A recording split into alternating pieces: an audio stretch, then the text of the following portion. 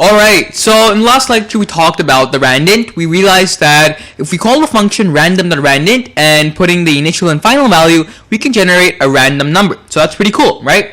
Now, the next thing we're going to talk about is a very simple guessing game. And to do this, I'm going to create a file, okay? Or file and, no, sorry, one sec. I have to select ideally first, file, new file. And I'm going to be doing the majority of my coding in this file. And the reason for that is, well, it's a little bit difficult to write big program statements inside of the IDLE, because if you make a mistake and hit enter, it gives you an error, then you have to, go back to that line, hit enter, get that code back, and then reformat it. So instead of doing all of that, all I want to do is put all my code into this file, okay? So we're thinking of a guessing game, right? And how is this guessing game supposed to work? Well, what I think is that the computer will guess a number, and we then are gonna, enter a number. If that number is lower than the computer's guess number, the computer prints out guess higher. And if the number is higher than the guess number, then the computer prints out guess lower. And if it's equal to the guess number, then the computer prints out you're correct. So again, a very simple guessing game. And think of it as a small challenge. I mean, we've learned about the random module, we've learned about the if-else statements. So using this knowledge, I'm going to pause this video here, and I'm going to give you a few minutes to try and figure out if you can create this program. So here I go, I pause the video. Alright, so if you did create your guessing game, that's fantastic. I mean, I'm definitely proud of you. If you haven't and if you're still wondering how to do it, don't worry, I'm there for you.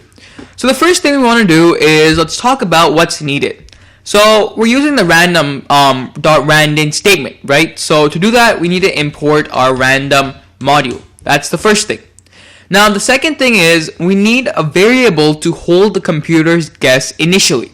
So I'm going to create a variable called compGuess or comGuess. I'm going to set that equal to random.randint, and then let's say we're guessing between 0 to 100. Okay, there we go. So the computer has now guessed the number. What instructions should be given to the user? I'm going to say user guess is equal to one sec, let me think about this. So user guess is equal to input,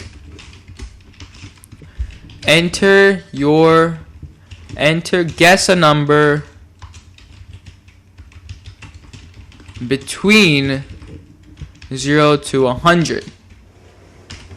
Okay, so I think what we should do is we're gonna put all of this in a while loop, or not really a while loop. Let's take a look.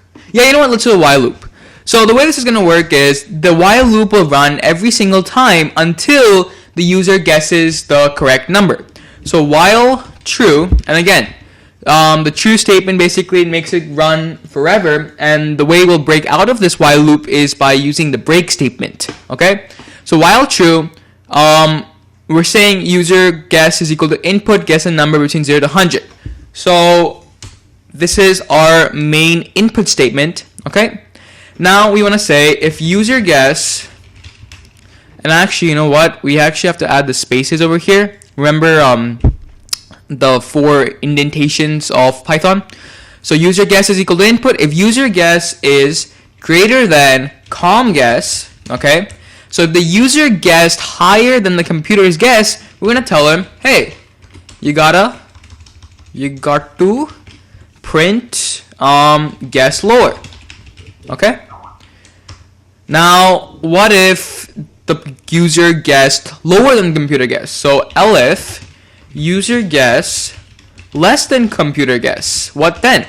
Then we're going to say print guess higher. Okay. And last but not least, else.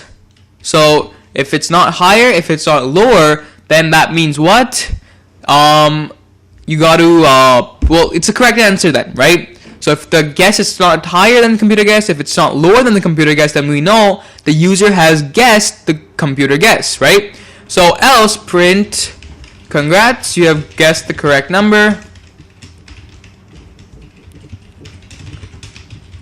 And then all we have to do is break out. So break. All right.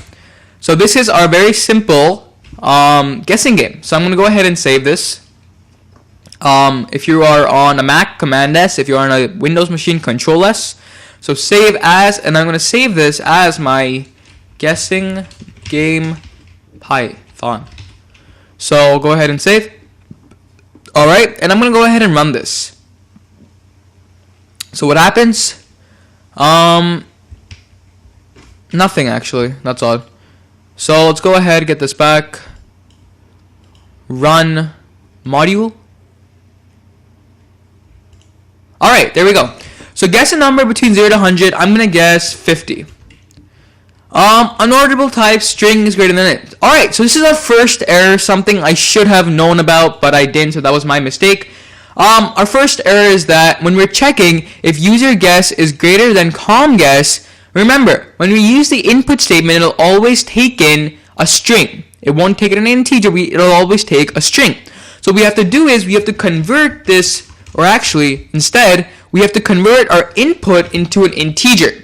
So if you remember back 30 or so lectures ago, we were talking about the int and the str functions. The int function converts our string, which is a number, into a normal integer. The string function, on the other hand, converts any integer into a string. So by converting our input into an integer, we won't get this error anymore. So run, again, it's just F5, so let's just go ahead and hit F5. It says source must be safe, okay? Guess the number between 0 to 100, I say 50. So it says guess higher, okay? I'm going to say 75 or 76. It says guess lower, so 60 maybe. Guess a number, guess higher, so 65. Higher, 67. Higher, 70. Higher, 73. Lower, so it's between 70 and 73. 71. Yay, we guessed the correct number. Awesome. So this is a very basic guessing game we created through Python, and this is a lot of fun. So if you were able to create this guessing game by yourself, fantastic job. I mean, that's truly amazing. Otherwise, hopefully you had fun creating this very simple guessing game.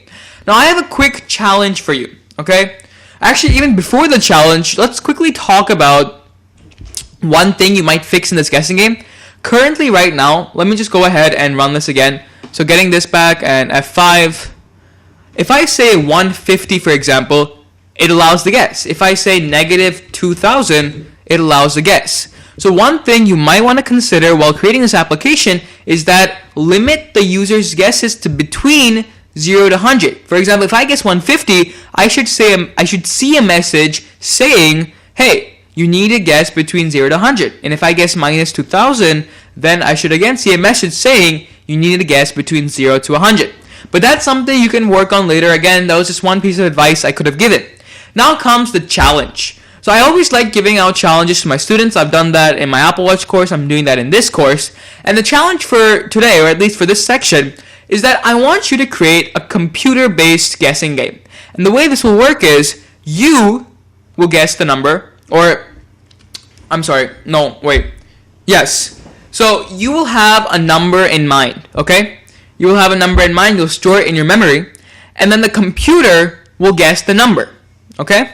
And the way this will work is, for example, the computer will initially print out, let's say 50, and then you'll either say higher or lower, and then based on that, the computer will either guess higher or lower.